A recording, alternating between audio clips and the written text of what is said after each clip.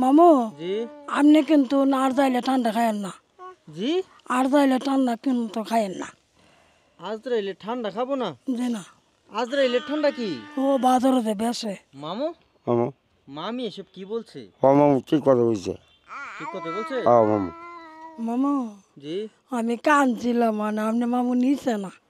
আপনি কাঁদছিলেন? জি আমার মামু নিছে না? না, কোথায় নিছে না? মানে হাসপাতাল। হসপিটাল? জি কেন? মানে আপনি দেখতাম আপনি যে হসপিটাল।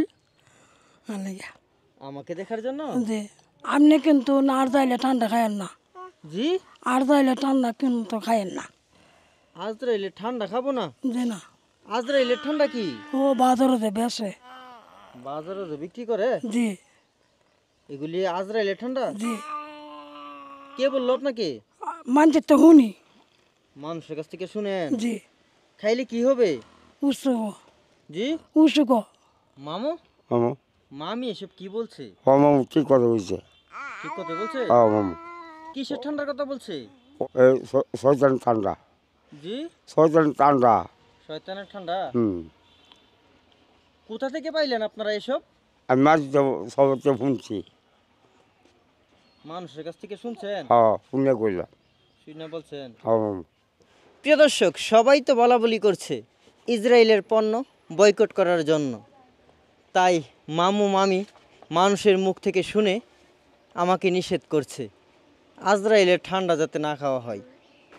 এমন সহজ সরল মামু মামি যেহেতু বুঝতে পেরেছে ইসরায়েলি পণ্য বয়কট করার প্রয়োজন, তাহলে আপনারা কেন বসে রয়েছেন?